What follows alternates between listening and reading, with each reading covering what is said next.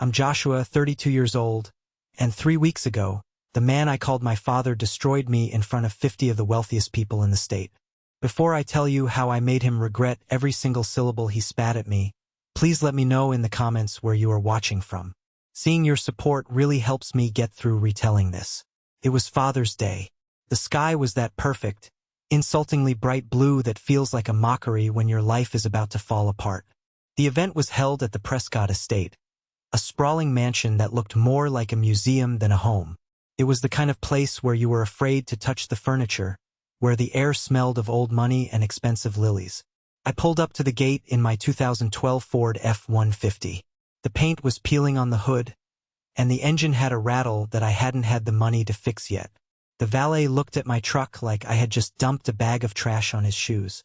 He hesitated, hand hovering over the door handle, probably wondering if he needed a tetanus shot to drive it. Just as I was unbuckling my seatbelt, a roar echoed behind me. A Lamborghini Revuelto, bright, screaming yellow, tore up the driveway and swerved around me, cutting me off inches from my bumper. It was Caleb, my older brother, or the brother I was told to look up to my entire life.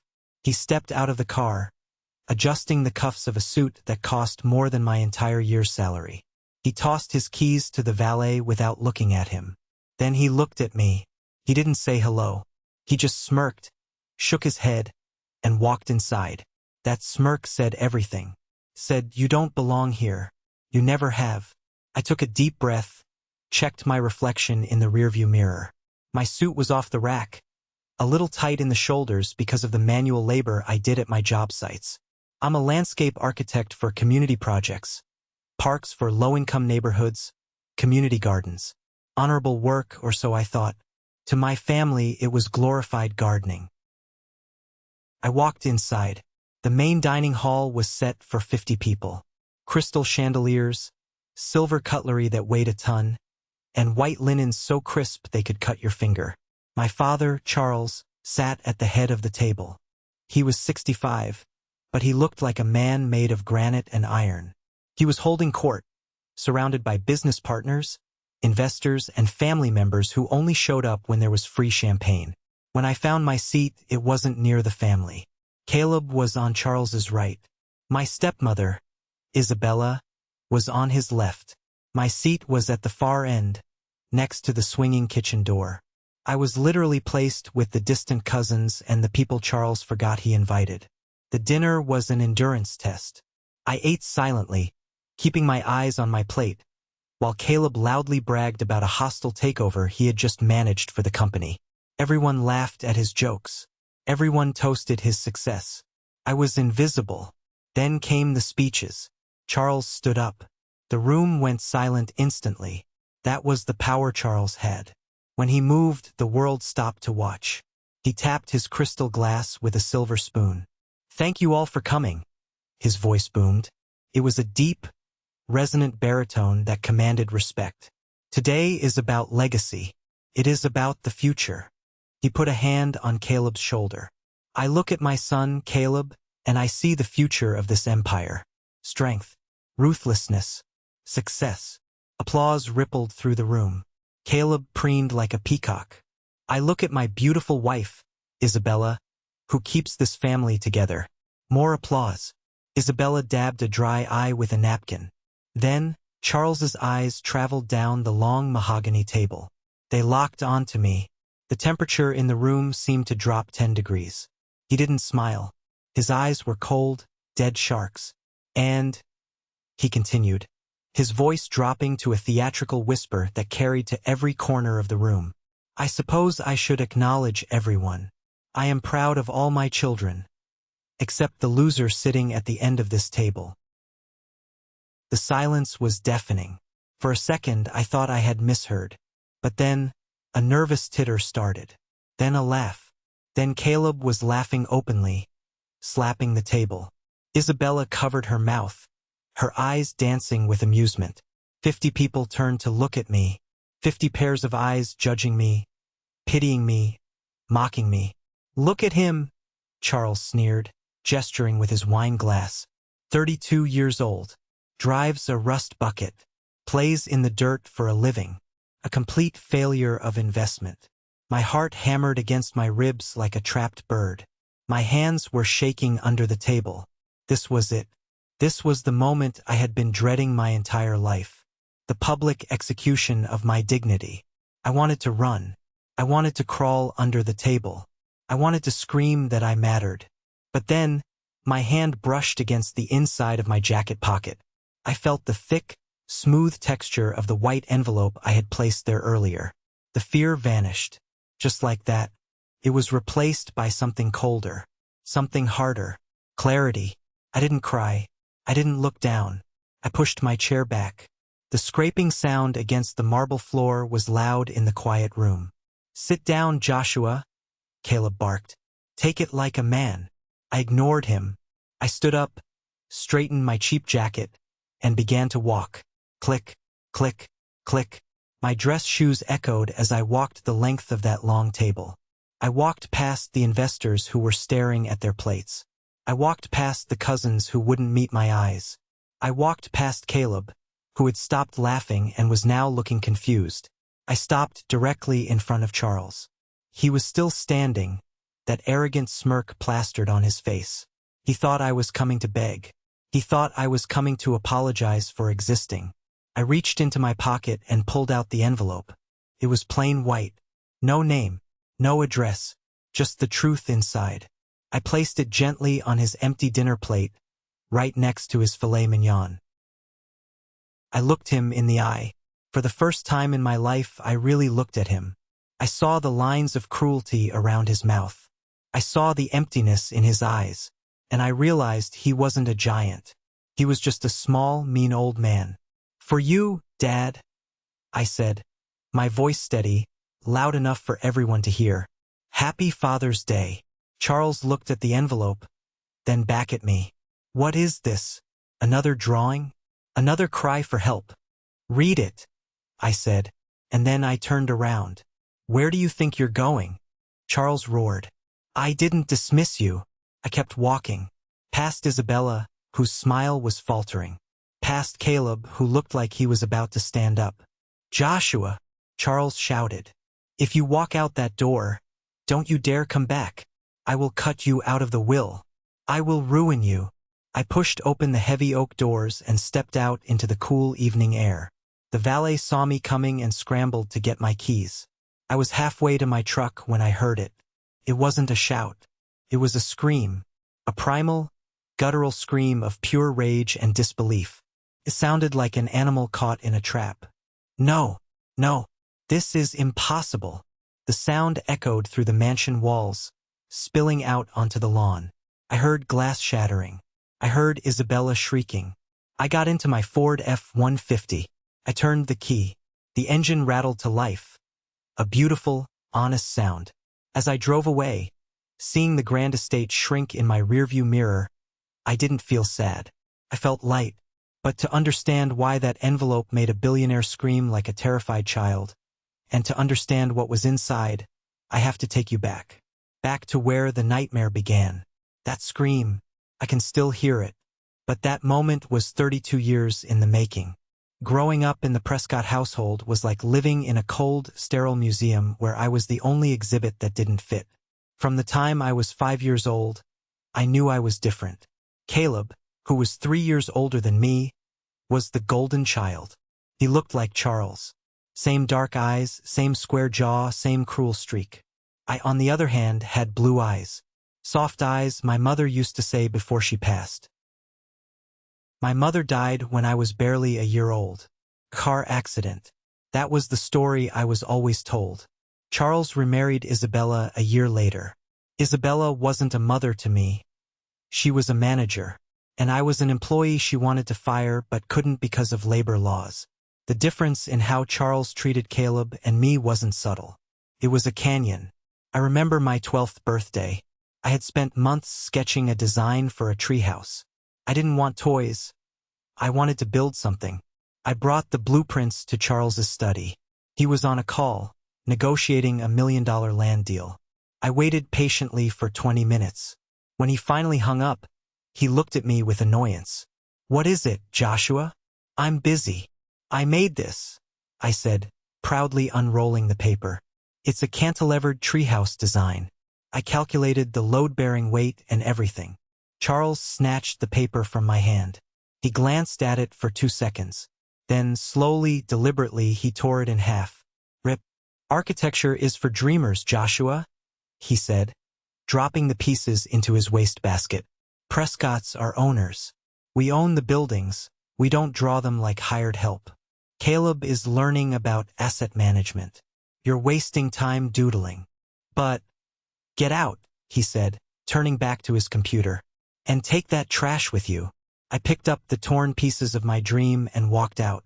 That was the day I stopped showing him my work. But it wasn't the day I stopped building. I just started building walls around myself instead. As we grew older, the divide widened. Caleb was groomed for the throne. He went to private boarding schools, drove luxury cars, and wore Italian suits. I was sent to public school, told that it would build character. When Caleb turned 16, Charles bought him a brand new Porsche. When I turned 16, Charles tossed me the keys to an old company fleet truck, the Ford F-150. If you want gas money, Charles had said, not even looking up from his newspaper, get a job. So I did. I worked construction every summer. I poured concrete. I hauled lumber. I sweated in the sun while Caleb vacationed in the Hamptons. And honestly, I loved it. I loved the smell of sawdust. I loved seeing a structure rise from nothing. But the real cruelty wasn't the money. It was the emotional warfare. Isabella was the master of this.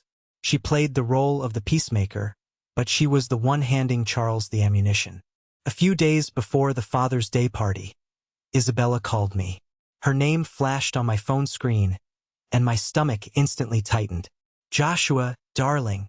Her voice was syrup poured over broken glass. How are you? We haven't seen you in months. I've been working, Isabella, I said, cradling the phone against my shoulder as I reviewed a site plan for a new playground in the inner city. Of course.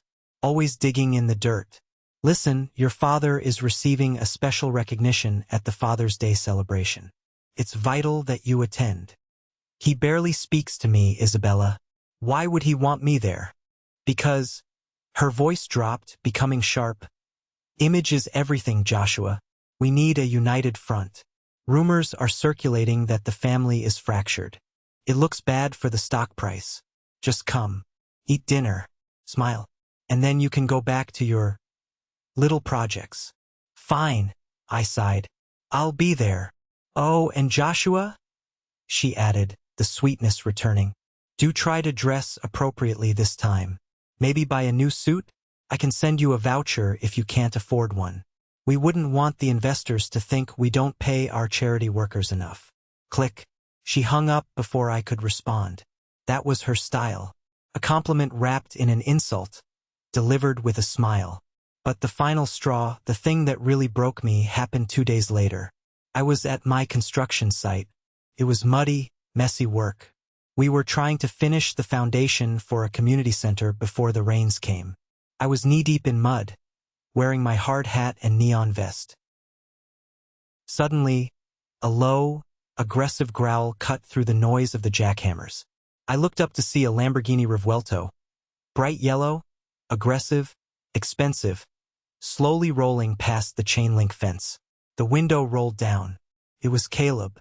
He was wearing sunglasses that probably cost more than my first car. He stopped the car right next to a large puddle. I was standing near the fence. Hey, little brother, he shouted. I walked over, wiping sweat from my forehead. What do you want, Caleb? Just checking on the family failure, he grinned. Dad wanted me to remind you not to be late on Sunday. The governor might be there. Don't embarrass us. I'm working, Caleb. Something you wouldn't know about. He laughed. Work? You call this work? Playing in the mud with the laborers? You're a joke, Joshua. You'll always be a joke. And then he hit the gas. The Lamborghini's wheels spun, catching the muddy water in the pothole. A wave of brown sludge launched into the air and splattered all over me. My face, my vest, my plans. Everything was soaked in mud. Caleb's laughter trailed off as the yellow car sped away, leaving me standing there, dripping, humiliated, while my construction crew looked on in awkward silence. I stood there, wiping mud from my eyes, and something inside me snapped. It wasn't a loud snap. It was quiet. It was the sound of a cable finally fraying after years of tension. I was done. I was done being the punchline. I was done being the scapegoat. I went home that night, showered the mud off, and sat in my small apartment. I looked at the old wooden box on my dresser. It was the only thing I had left of my mother. I hadn't opened it in years. It was too painful. But that night I felt a pull. A strange, magnetic pull. I opened the box. Inside were old photos, a dried flower, and a stack of letters tied with a blue ribbon. I picked up the letters. I had assumed they were from Charles to my mother. But as I looked closer at the faded handwriting on the envelope, I realized something. The handwriting wasn't Charles's. Charles wrote in sharp, jagged, aggressive strokes. This handwriting was looping, artistic, gentle. I opened the first letter. My dearest Eleanor. My hands started to shake. I read the first line, then the second. By the time I finished the first page, my entire world had tilted on its axis. These weren't just love letters. They were evidence. And they were about to change everything. The letter was signed, "Forever yours, James." James, not Charles. I sat on the edge of my bed, the letter trembling in my hand. James was a name I had never heard in the Prescott house. My mother, Eleanor, had died when I was a baby, and Charles had erased her existence from the mansion as soon as Isabella moved in. No photos on the walls, no stories at dinner, just a silence where a mother should have been. I read on. I know you are afraid of him, Elle. I know what he is capable of. But we can't let him control us anymore. The baby deserves better. Joshua deserves a father who loves him, not a man who sees him as a property acquisition. My breath caught in my throat. Joshua deserves a father who loves him. James wasn't just an ex-boyfriend. He was talking about me as if I needed answers, real answers, and there was only one person left who might have them. My Aunt Mary. Mary was my mother's younger sister. She lived in a small, weathered cottage 3 hours north, near the Canadian border. She had been estranged from the family for decades. Charles had forbidden me from seeing her when I was a kid, calling her crazy and unstable. But once I turned 18, I had visited her a handful of times. She was a quiet woman, always looking over her shoulder, as if she expected a monster to jump out of the shadows. I grabbed my keys and ran to my truck. I drove through the night, the headlights of the F-150 cutting through the darkness. My mind was racing faster than the engine. I arrived at Mary's cottage just as the sun was rising. The mist was clinging to the pine trees. I pounded on the door. "Aunt Mary, it's Joshua."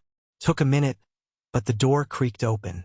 Mary stood there in a worn bathrobe, her gray hair messy. When she saw me, saw the look in my eyes, she didn't ask questions. She just stepped back and opened the door wide. "You found them, didn't you?" she whispered. We sat at her small kitchen table with mugs of black coffee. I laid the letters out. "Who is James?" I asked. "Is he?" Mary took a deep breath, her hands wrapping around the warm mug for comfort. "James Whitfield. He was an architect, Joshua. Just like you." The air left my lungs. An architect. That's why I loved drawing. That's why I loved building. It wasn't rebellion. It was in my blood. "Your mother loved him," Mary continued, her voice trembling. "They were soulmates. But your mother's family, our parents, they were in debt. Deep debt. Charles Prescott offered to bail them out, but there was a price. He wanted the land our family owned. The land where the Prescott headquarters stands today. I know that land," I said. "It's worth hundreds of millions." "It is now," Mary nodded. "Back then it was just potential. Charles needed that land to secure his first massive loan. But our father had put the land in a trust for Eleanor. She was the only one who could sign it over. Charles proposed to her. He didn't love her. He loved the deed to the property. So she married him for the money? I felt a sick feeling in my stomach. No, Mary said fiercely. She refused him. She was going to run away with James. But then, James had an accident. Accident. A hit and run. Mary's eyes darkened. They never found the driver. He died 2 months before you were born. Your mother was devastated, vulnerable, and she was pregnant with you. I stared at her. So Charles. Charles swooped in. He offered to take care of her. He offered to give her child a name. But the condition was marriage, and the condition was the land. She was grieving, scared, and broke. She agreed. So Charles Prescott, I said, the realization hitting me like a physical blow, is not my biological father. No, Mary said softly. He isn't, and he hated you for it.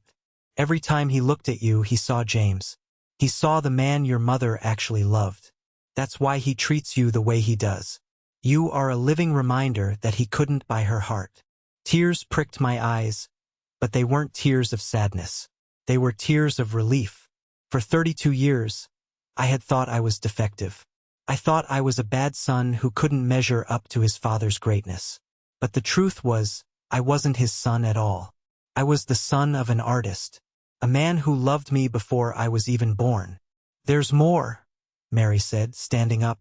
She went to a loose floorboard in the corner of the room, pried it up, and pulled out a metal lockbox. Your mother didn't trust Charles. Before she died, she gave me this. She said, if anything happens to me, keep this safe for Joshua. Give it to him when he's strong enough to fight him. She slid the box across the table. Are you strong enough, Joshua? I looked at the box. I thought about the mud Caleb splashed on me. I thought about the loser comments. I thought about Isabella's fake smile. I am now, I said. I opened the box. Inside was my birth certificate listing James Whitfield as father. But underneath that was something even more explosive. It was a copy of the adoption agreement Charles had forced my mother to sign, and a handwritten journal entry from the week she died. I read the entry. He found out I'm leaving. Charles threatened me today. He said if I try to take Joshua and leave, he'll bury me. He said he'd send Joshua to a military boarding school overseas and I'd never see him again. I have to run tonight. I'm taking the car. I'm coming to Mary's. My blood ran cold. She wasn't driving recklessly, I whispered. She was fleeing. Yes, Mary said, tears streaming down her face. And she never made it. I slammed my fist on the table. He killed her. Maybe not with his own hands, but he chased her to her death. And now he wants to finish the job with you, Mary said. Do you know why he invited you to this party on Sunday? To humiliate me, like always. No, Mary shook her head. It's worse. I have a friend who still works as a maid at the estate. She heard Isabella talking on the phone to her friend Patricia yesterday. My ears perked up. This was the conversation I had sensed but never heard. What did she say? Charles is planning to announce a restructuring of the company trust. He needs to legally cut you out completely to hand absolute control to Caleb. But because you were legally adopted, you have a rightful claim to a share, specifically the share tied to your mother's original land. The headquarters, I realized. Exactly. To bypass that, he needs cause. He needs to prove you are incompetent or estranged. He plans to provoke you at the party, get you to cause a scene, maybe get you to attack him or storm out screaming. He has a psychiatrist on the guest list, Joshua. Paid friend. If you blow up, they'll label you unstable. They'll use it to nullify your rights to the inheritance. I sat back, stunned. It wasn't just bullying. It was a calculated tactical strike. They wanted to steal my birthright, the land my mother died for, and hand it to Caleb. I looked at the documents in the box. Then I looked at the letters from my real father. He wants a scene? I said, a cold smile forming on my lips. I'll give him a scene, but it won't be the one he wrote. What are you going to do? Mary asked, fear in her eyes. I need proof, I said. Irrefutable proof. I have the papers, but I need biology. I need to prove to the world that I am not a Prescott. How? I need Charles's DNA. The plan was insane. It was risky, but I had 48 hours before the Father's Day party. I called the only person in the world I trusted besides Aunt Mary, Nathan. Nathan was my college roommate and now worked as a forensic lab technician. He was the kind of guy who wouldn't ask why you needed to bury a body. He'd just ask if you brought a shovel. I need a DNA comparison. I told him over the phone as I sped back south. Me and Charles. Okay, Nathan said, his voice calm. I have your profile on file from that ancestry kit we did last year. But I need a sample from Charles. And I need it fast if you want results by Sunday. Can you get a cheek swab? He won't exactly open wide for me, Nate. Will hair work? If it has the follicle root attached, yes. Or a toothbrush. Or a used coffee cup. I'll get it, I promised. Getting close to Charles was impossible. He was guarded by security and his own ego. But I knew his schedule. Every Friday morning, he played racquetball at the exclusive Sterling Heights Country Club. I couldn't get into the club. My membership had been revoked by Charles years ago as a cost-saving measure. But I knew the staff. Specifically, the locker room attendant, old Mr. Henderson. He was a kind man who I used to tip generously when I was a teenager, back when I still had an allowance. I parked my truck around the back of the club, near the service entrance. I waited until I saw Charles's black Mercedes limo pull up. I watched him walk in, looking like he owned the place. I slipped into the laundry delivery bay. I found Mr. Henderson folding towels. Master Joshua? He squinted at me. You shouldn't be here. Your father. I know, Mr. Henderson. I'm not here to cause trouble. I need a favor. A big one. I explained a sanitized version. That I wanted to make a sentimental gift for my father involving a lock of hair. A stupid lie, but Mr. Henderson liked me. He just showered, Henderson whispered. His hairbrush is in locker 42. He leaves it there. I just need 1 minute. Henderson nodded and turned his back. I saw nothing. I sprinted to the locker room. It was empty. The heavy hitters were all in the sauna. Locker 42 was locked. But Charles used the same combination for everything. 1985. The year he made his first million. I spun the dial. Click. I opened it. The smell of his expensive cologne, sandalwood and arrogance, hit me. There was his silver-handled hairbrush. I pulled it out. It was full of stiff, gray hairs. I carefully used a pair of tweezers from my pocket to pull 3 strands, making sure the tiny white bulb of the follicle was at the end. I dropped them into a sterile plastic bag Nathan had given me. I closed the locker, spun the dial, and got out. I drove straight to Nathan's lab. Run it, I said, handing him the bag. I'll pay whatever the rush fee is. I'll do it on my own time, Nathan said. Come back tomorrow night. The next 24 hours were agonizing. Couldn't sleep. I paced my apartment. I reread James's letters. I memorized every word my mother had written. I also made a call to an old contact of Aunt Mary's, a retired lawyer named Mr. Robert. He was 80 years old, sharp as a tack, and hated Charles Prescott with a passion. I met him at a diner. I showed him the adoption papers Mary had given me. Mr. Robert put on his spectacles and read them. He let out a low whistle. This, he tapped the paper, is dynamite. This clause here. It says that the transfer of the land deed is contingent on the welfare and proper treatment of the child. If it can be proven that Charles failed in his parental duties, or if the adoption was predicated on fraud, the land reverts to the heir. Me, I said. You? Robert smiled, revealing crooked teeth. And since the Prescott Tower sits on that land, technically you own the ground his office is built on. If you revoke the lease, he has to move his entire building. It would bankrupt him. I don't want the building, I said. I just want him exposed. Oh, you'll get that, Robert said. But you need to be careful. If you play this card, he will come at you with everything. He will try to destroy your career, your reputation. He's already doing that, I said. I have nothing left to lose. Saturday night. Nathan called. I have the results. I drove to the lab. Nathan handed me a sealed envelope. Open it, he said. I tore it open. My eyes scanned the technical jargon until I found the summary at the bottom. Probability of paternity. 0% conclusion. The alleged father is excluded as the biological parent. I stared at the 0. It was the most beautiful number I had ever seen. It was my freedom. It was proof that his blood didn't run in my veins. I wasn't a failed Prescott. I was a successful Whitfield. Thank you, Nathan, I said, my voice thick with emotion. Go get him, Nathan said. I went home and prepared the package. I took a fresh white envelope.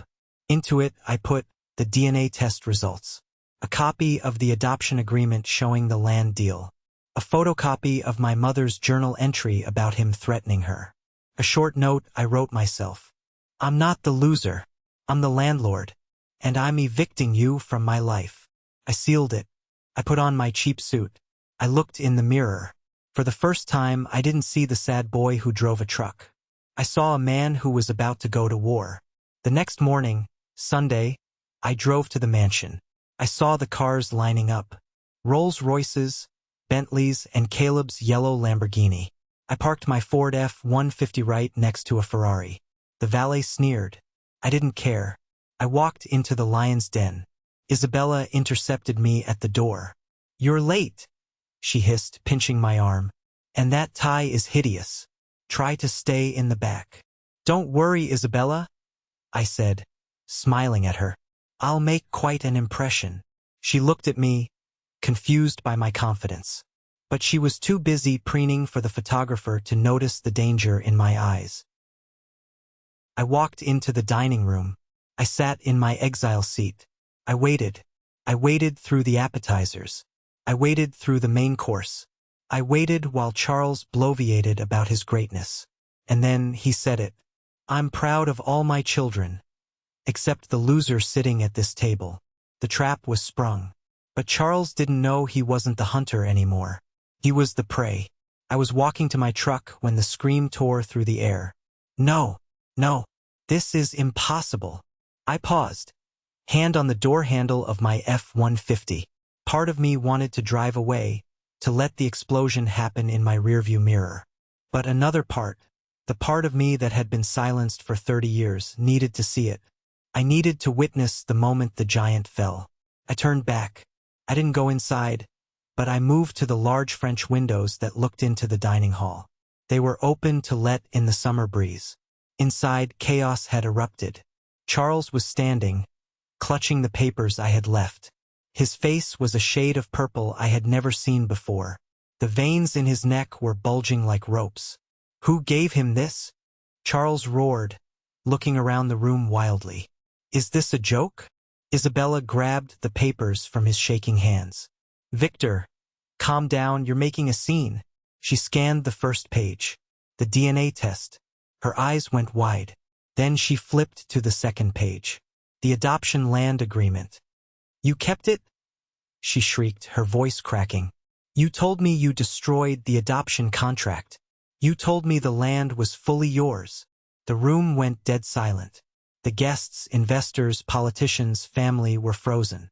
Isabella, shut up, Charles snapped. But it was too late. The damage was done. Adoption? A voice piped up. It was Mr. Anthony, the bank CEO, a man whose investment was keeping the company afloat. He stood up slowly. Charles, is Joshua not your son? Did you lie to the board about the lineage of the trust? It's a forgery, Charles yelled, slamming his fist on the table, shattering a wine glass. Red wine bled across the white tablecloth like a gunshot wound. The boy is a liar. He's mentally unstable. He's not unstable, Charles. A strong, sharp voice cut through the noise. At the far end of the table, an elderly woman stood up. It was Aunt Elizabeth, Charles's older sister, the matriarch of the family. She walked with a cane, but she moved with the authority of a general. She had hated Isabella for years, and she had always looked at me with a strange sadness. Elizabeth, sit down. Charles warned. No, Elizabeth said. She walked towards him, her cane tapping rhythmically. I have stayed silent for too long because I wanted to protect the family name. But I will not let you destroy that boy. She turned to the room. Joshua is not Charles's son, Elizabeth announced, her voice clear and cold. He is the son of James Whitfield, a brilliant man that Charles was jealous of. Charles agreed to adopt Joshua solely to get the signature of Joshua's mother on a land deed. The land this very estate is built on. Gasps rippled through the room. The reporter from Forbes, Hunter, was frantically typing on his phone in the corner. That's a lie, Charles screamed. Eleanor loved me. Eleanor loathed you, Elizabeth shouted back. And that's why she died. The room seemed to suck in a breath. She wasn't driving drunk, and it wasn't an accident. Elizabeth pointed a shaking finger at Charles. She was running away. I saw her that night. She came to me, begging for cash. She told me you threatened to send Joshua to a boarding school in Switzerland if she tried to leave you. She was terrified. She got in that car to save her son. And she drove off the road because she was looking in her rearview mirror, terrified you were following her. You're crazy. Charles lunged toward her, but Caleb stepped in between them. Dad, stop. Caleb looked horrified. For the first time, the golden child looked confused. Is this true? Did you blackmail Mom? I did what I had to do for this family, Charles yelled.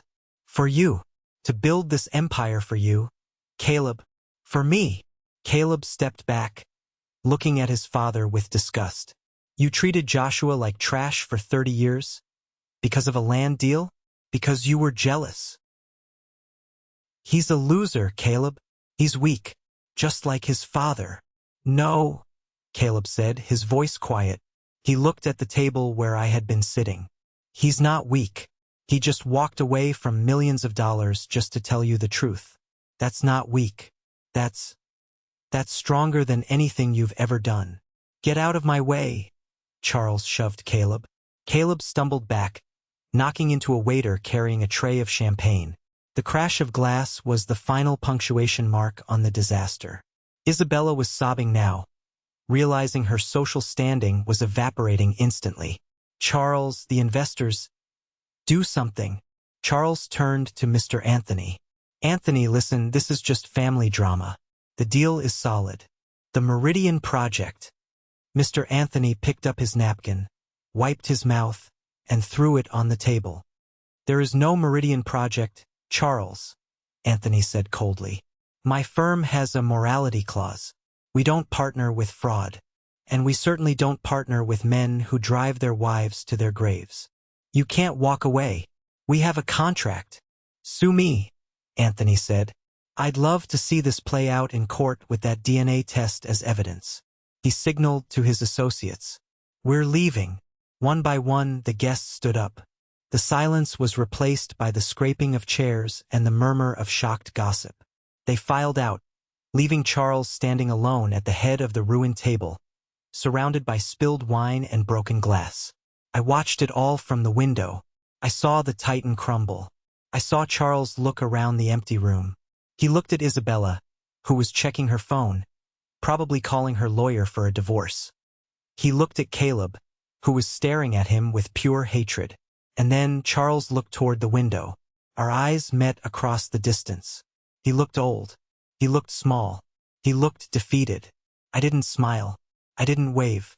I just turned my back on him. I walked back to my truck. I climbed in.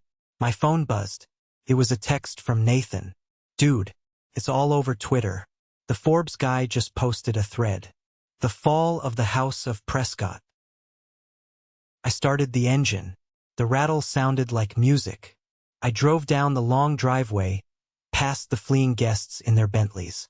I rolled down my window and let the wind hit my face. I was broke. I drove a junk truck. I had no inheritance coming my way, and I had never felt richer in my entire life. The drive home was a blur of adrenaline and relief. When I got to my apartment, I collapsed onto my cheap sofa, staring at the ceiling. I expected to feel panic. I expected to worry about what Charles would do next. But all I felt was a deep, resonating peace. The next morning, the fallout was catastrophic. And it was swift. I woke up to 52 missed calls.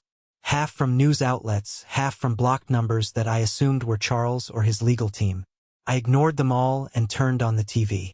The local news station was broadcasting live from outside the Prescott headquarters. Stocks for Prescott Holdings have plummeted 18% this morning following a disastrous Father's Day event where allegations of fraud and historical abuse surfaced against CEO Charles Prescott. Major investors, including the Anthony Group, have officially withdrawn from the $100 million Meridian project. I drank my coffee, watching the ticker tape at the bottom of the screen. Then, there was a knock at my door. I stiffened. If it was Charles, I was ready to call the police. I looked through the peephole. It wasn't Charles. It was Caleb. He wasn't wearing a suit. He was wearing jeans and a t-shirt. He looked tired. He looked normal. And he wasn't driving the Lamborghini. He had walked up the stairs. I opened the door, but I didn't unhook the chain. "What do you want, Caleb?" "To talk," he said. He held up his hands. "No insults. No mud. Just talk." I hesitated, then undid the chain and let him in. He looked around my small, cramped apartment. It was clean, but it was modest. Models of buildings and sketches covered the walls. "So this is where you live," Caleb said. "It's what I can afford on my salary," I said. "Since I don't have a trust fund." Caleb flinched. "Yeah, about that." He sat on a wooden chair, looking uncomfortable. "I left the company this morning," Caleb said. I blinked. "You what?" "You're the heir. The golden child. There's no company left to inherit, Josh." Caleb let out a dry laugh. Dad is losing his mind. He's firing everyone. He's screaming at the walls." Isabella filed for divorce at 9 a.m. She's trying to secure her settlement before the assets are frozen. "And you?" "I realized something yesterday." Caleb looked at me, his eyes red-rimmed. "When Dad pushed me, I realized he didn't care about me either. He just cared about the Prescott heir. I was just a product to him. A better packaged product than you, maybe, but still just a thing to be used." He looked at the sketches on my wall. He stood up and walked over to a drawing of a community garden I was designing. "You're actually really good," he said softly. "Dad always said you were doodling. But this is real architecture."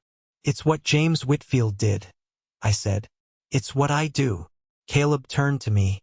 "I was a bully. I was a terrible brother. I let him pit us against each other because I liked winning. I liked being the favorite. I'm sorry, Joshua. I know that doesn't fix 30 years.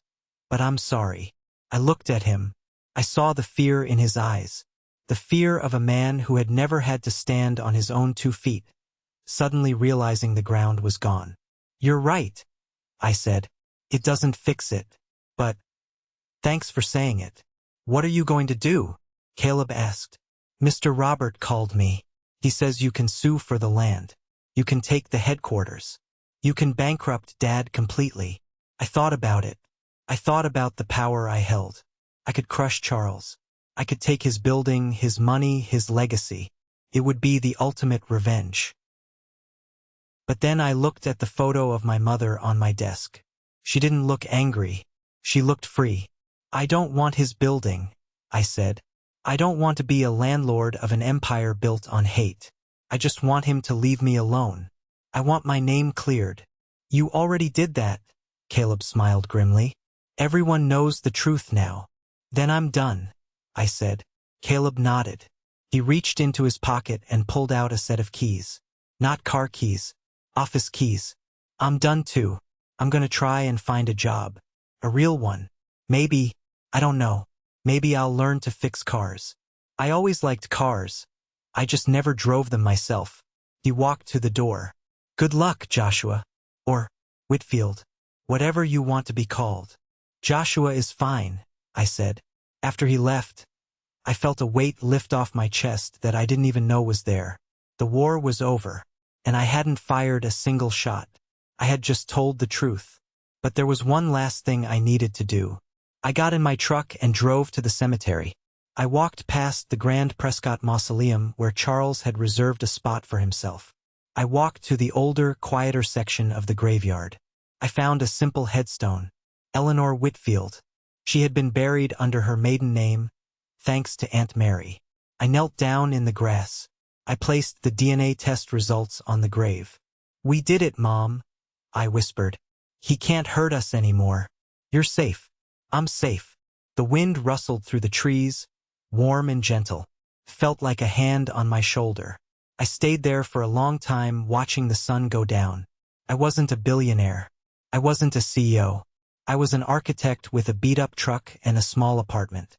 But for the first time in 32 years, I knew exactly who I was. 6 months passed.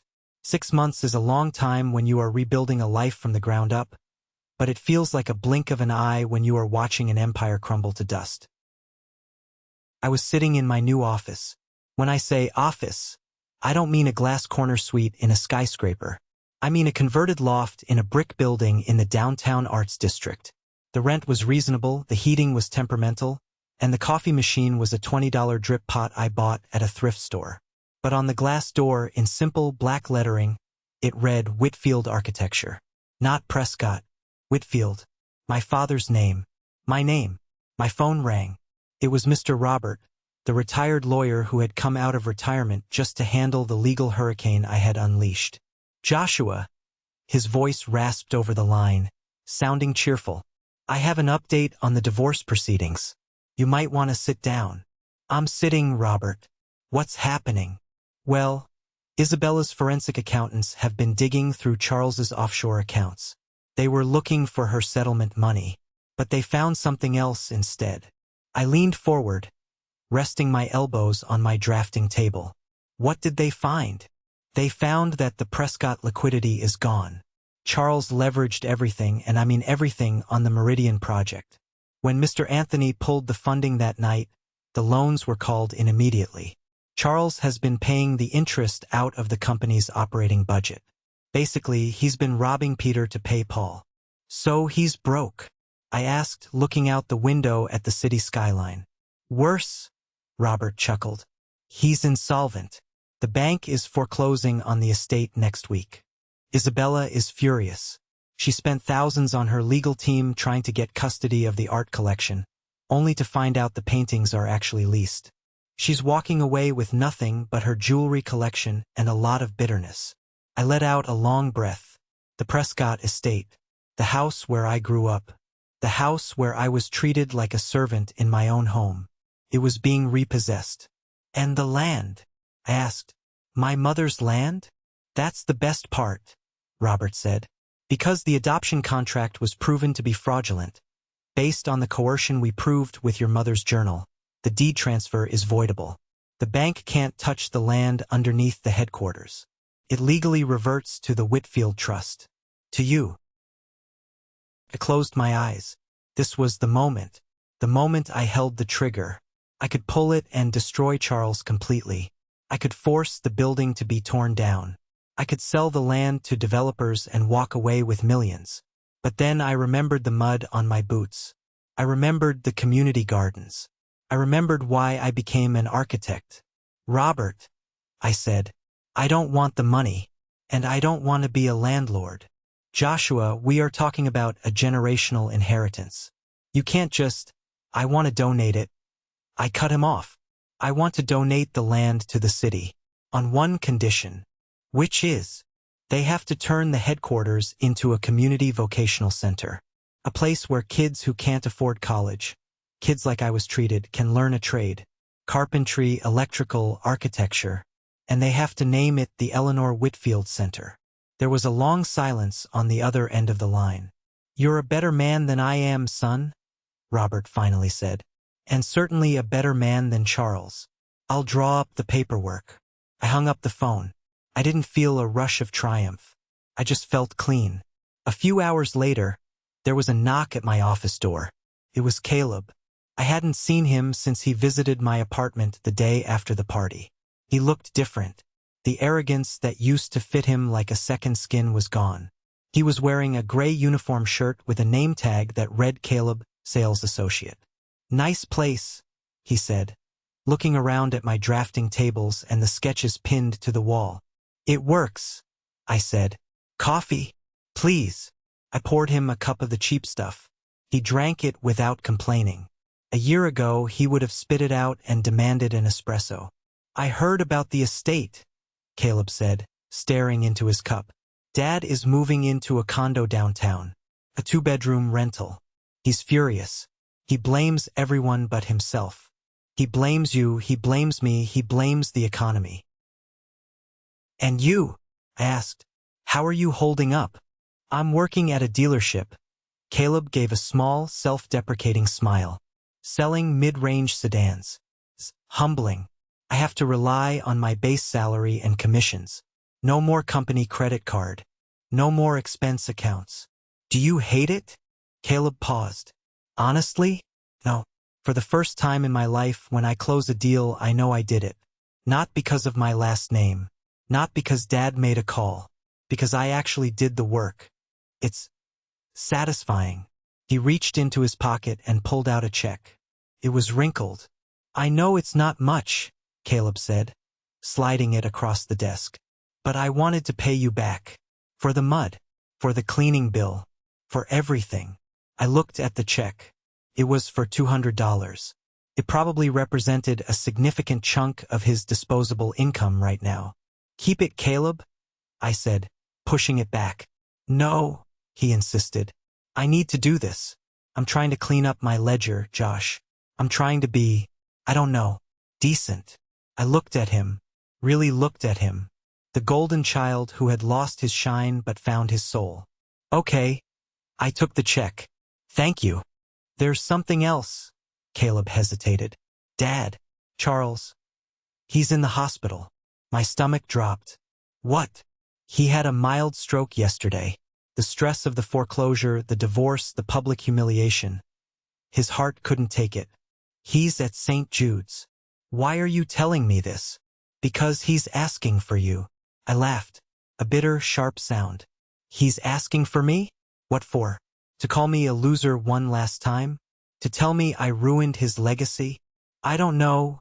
Caleb shook his head. "He just keeps saying your name. Look, I'm not telling you to go. God knows he doesn't deserve it. But, for your own sake, maybe you need to see him like this. To know the monster is really gone." I spent the rest of the afternoon staring at my computer screen, unable to draw a single line. Did I owe him this? Absolutely not. He had stolen my mother's happiness. He had tried to steal my future. He had denied me love, support, and even basic respect. But Aunt Mary's voice echoed in my head. "You are not him." At 6 p.m., I locked the office and drove to the hospital. The room was quiet. The steady beep of the monitor was the only sound. Charles lay in the bed, looking small and gray against the white sheets. The powerful tycoon, the man whose voice used to make rooms tremble, was gone. In his place was a frail old man hooked up to tubes. I stood at the foot of the bed. His eyes fluttered open. Took a moment for him to focus. When he saw me, his hand twitched on the sheet. "Joshua." His voice was a whisper, slurred by the stroke. I didn't move closer. "I'm here, Charles." "You," he breathed. "You took my building." Of course. Even on his deathbed, it was about the assets. "I gave it back to the city," I said calmly. "It's going to be a school. For people who want to build things, not hoard them." Charles closed his eyes. A tear leaked out of the corner and rolled into his ear. I should have." He struggled with the words. "I should have sent you away. Years ago. I was too soft." I stared at him. I waited for an apology. I waited for a moment of redemption. I waited for him to say he was sorry about my mother, or about how he treated me. But it never came. "You were never soft, Charles," I said softly. "You were just weak. You were terrified that a boy with no money and no power was happier than you. And you were right. I am Charles Prescott," he wheezed, trying to summon his old authority. "I am a king." "You're a patient in a shared room," I corrected him gently. "Isabella is gone. The investors are gone. The party is over." He looked at me with pure, unadulterated fear. The fear of a man realizing he is dying alone. "Don't leave me," he whispered, the first honest thing he had ever said. I looked at my watch. "I have to go, Charles. I have a meeting with the city planners. We're breaking ground on a new park next week. Joshua, please." I walked to the door. I paused and looked back. "I forgive you," I said. His eyes went wide. "What?" "I forgive you. Not for you, but for me. Because if I hate you, I'm still carrying you around. And I don't want to carry you anymore. You're too heavy." I walked out of the room. I walked down the sterile hospital hallway. And with every step, I felt lighter. 2 months later, the groundbreaking ceremony for the Eleanor Whitfield Center took place. It was a crisp autumn day. The trees were blazing with orange and red leaves. A crowd had gathered in front of the old Prescott headquarters. But the sign had already been taken down. The mayor was there. Aunt Mary was there, sitting in the front row, wiping tears from her face. Caleb stood in the back, leaning against a tree, giving me a thumbs up. Even Mr. Henderson from the country club had come. I stood at the podium. I wasn't wearing a tuxedo. I was wearing a flannel shirt and a blazer.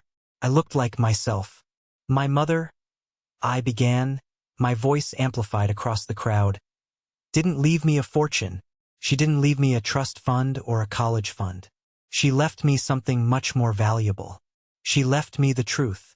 I looked at the crowd. I saw young kids, teenagers from the neighborhood who had been told their whole lives that they didn't matter, that they were losers because of their zip code. "There was a man," I continued, "who told me that worth is determined by your bank account. He told me that success is about how many people you can step on to get to the top. He was wrong. Real success is building a foundation that others can stand on. Real power is using your hands to create, not to destroy. This building, this land, it was held hostage by greed for 30 years. Today we are setting it free." The applause wasn't polite golf claps. It was raucous. It was real. As I stepped down, a young boy, maybe 12 years old, ran up to me. He was holding a crumpled piece of paper. "Mr. Whitfield?" he asked shyly. I drew this. It's a design for a skate park." He held it out. It was rough, drawn in crayon and pencil, but the perspective was perfect. I knelt down so I was eye level with him. I saw myself in his eager eyes.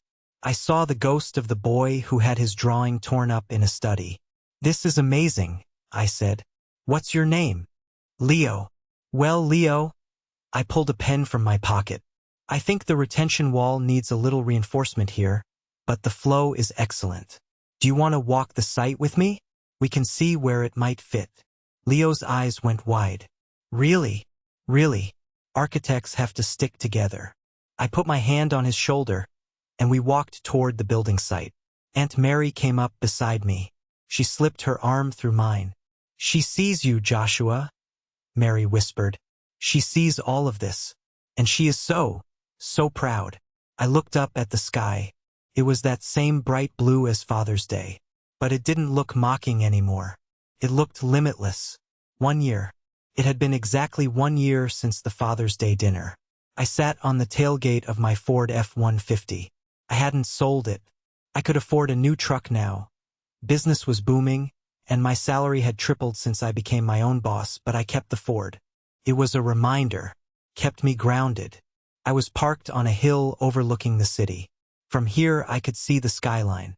I could see the gap where the Prescott sign used to be, now replaced by the scaffolding for the new vocational center renovation. Beside me sat Nathan. He popped the tab on a soda and handed it to me. "Hard to believe," Nathan said. "A year ago, we were sneaking around a locker room stealing hair from a hairbrush." I laughed, taking a sip. "Feels like a lifetime ago." "You heard about the funeral?" Nathan asked quietly. I nodded. "Yeah, Caleb called me. Charles had passed away 3 days ago. A second stroke. He died in his sleep in the rental condo.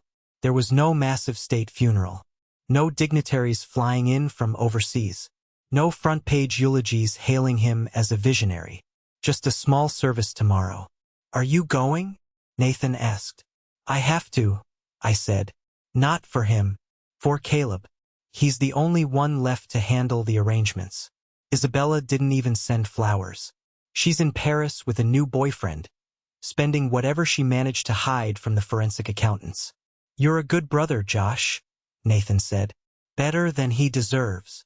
He's trying, I said. He's actually coming to work for me next month, managing the logistics for the construction crews. He's good with schedules, good with numbers. He just needed a leader who didn't rule by fear. I looked out at the city lights flickering on as the sun set. I thought about the word legacy. Charles was obsessed with it. He sacrificed his marriage, his ethics, and his children for it. And what was his legacy now? A bankrupt company, a scattered family, and a lonely grave. My mother's legacy was different. It wasn't written on a building until now. It was written in me. It was written in the love she gave me in those first few months of life. A love so strong it sustained me through 30 years of coldness. It was written in the letter she hid in a box. A time bomb of truth that saved my life. You know, I said to Nathan, I used to wish I was someone else. Anyone else. I used to look at the kids in school who had normal dads who played catch with them, and I felt this ache in my chest. I felt like God had made a mistake with me. And now I realized the mistake was thinking I needed his validation to be whole. I said, I spent so much time trying to win a game that was rigged against me. The moment I stopped playing, I won. Nathan clinked his soda can against mine. To the winners. To the truth. I corrected him.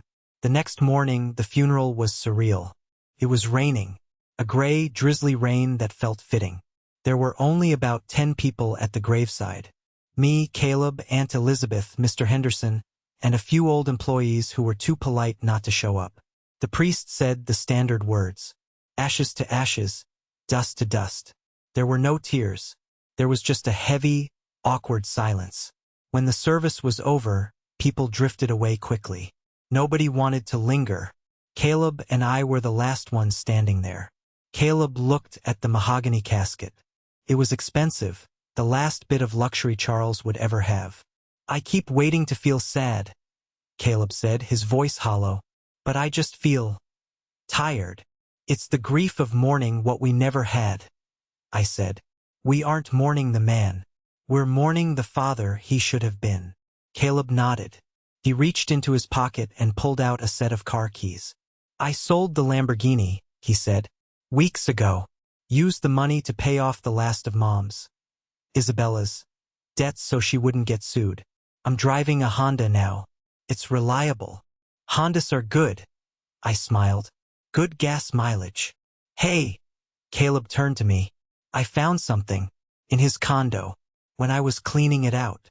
He handed me a small, framed photograph. It was old. The colors were faded to a sepia tone. It showed a young Charles Prescott, maybe in his 20s. He wasn't wearing a suit. He was wearing work clothes. He was standing next to a woman. My mother, Eleanor. But what struck me was the expression on his face. He wasn't scowling. He wasn't smirking. He was looking at her with an expression of such desperate, hopeless longing that it hurt to look at. He really loved her, Caleb said quietly, in his own twisted, possessive way. He loved her so much that he couldn't stand that she didn't love him back. And he couldn't stand that you were the proof of it. I looked at the photo. I saw the tragedy of Charles Prescott.